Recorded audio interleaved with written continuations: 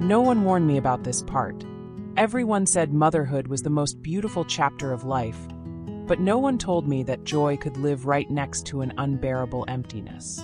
I look at my baby and my heart overflows with love, but somewhere deep inside, there's a silence that feels endless, swallowing pieces of me I didn't even know could disappear. I thought I was ready. I read the books, watched the videos, listened to advice. But nothing could prepare me for the emotional storm that followed. People see me holding my baby and think I'm glowing, living my dream.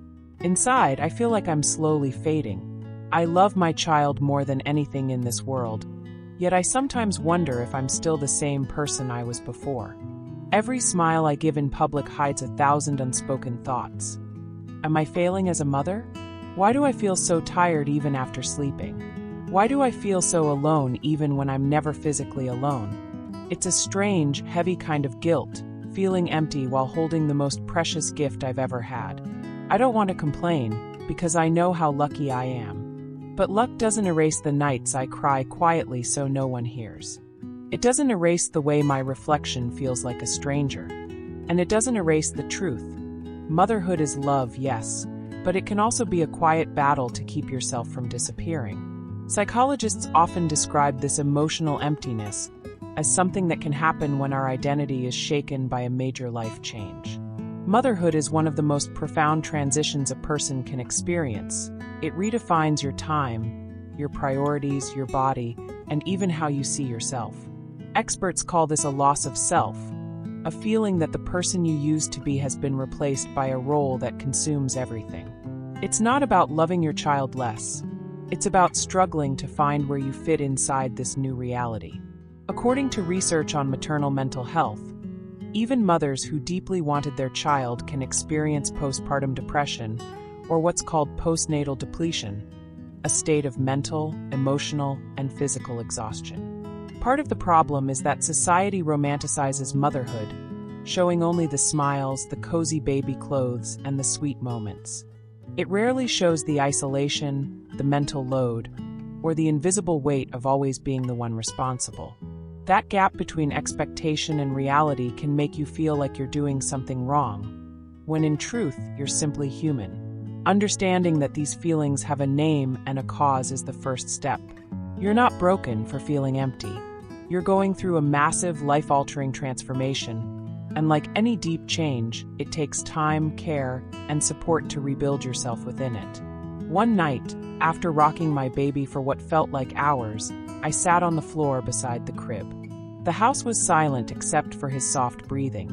And in that stillness, the emptiness inside me felt louder than ever. It wasn't sadness exactly. It was this hollow space where I thought joy was supposed to live.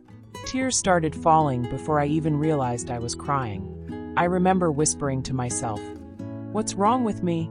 I loved him more than anything, yet I felt invisible, like I had vanished into the role of mom and left the rest of me behind. It was as if the woman I used to be was watching from far away, unable to step back into my life.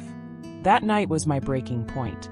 Not because it was the worst night, but because I finally admitted to myself that I couldn't keep pretending everything was fine. I realized that silence and endurance were slowly swallowing me whole. It was terrifying to face that truth. But at the same time, something shifted.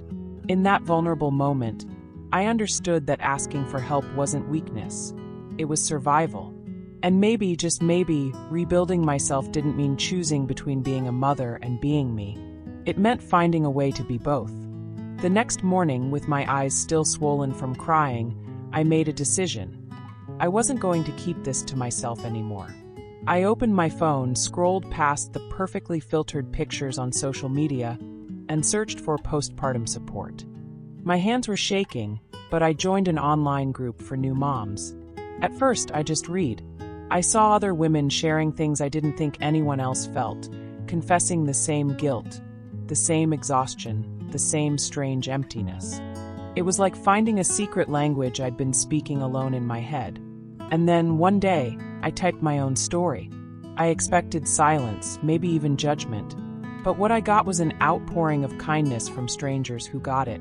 From there, I started small. I asked my sister to come over once a week, not to help with the baby, but to sit with me while I ate in peace. I told a close friend that I needed her to check in, even if I didn't answer right away. And slowly, I started feeling pieces of myself returning. I learned that love for my baby and care for myself weren't in competition. They were partners. The more I allowed myself rest, connection, and honesty, the more present and alive I felt as a mother. It wasn't a magic fix. There were still hard days, but now I wasn't alone in them. And that changed everything. I had built a net, woven out of friends, family, and women who had once been strangers, that caught me when I was falling. And for the first time, I could see a way forward without losing myself along the way. I used to think being a good mother meant carrying it all without breaking. Now I know that pretending to be okay when you're not doesn't make you strong. It makes you disappear. Asking for help didn't make me weak. It made me human. It showed me that vulnerability can be a bridge, connecting us to people who want to walk alongside us. It taught me that motherhood is not a solitary path. It's a shared journey, even if the ones walking with you aren't physically in your home. I still have days when the emptiness creeps back in. But now, I have hands to hold, voices that remind me I'm enough, and a place to go where my feelings aren't too much. Motherhood isn't about never falling. It's about finding the ones who help you rise again. And I've learned that sometimes the strongest thing you can say is, "I need you."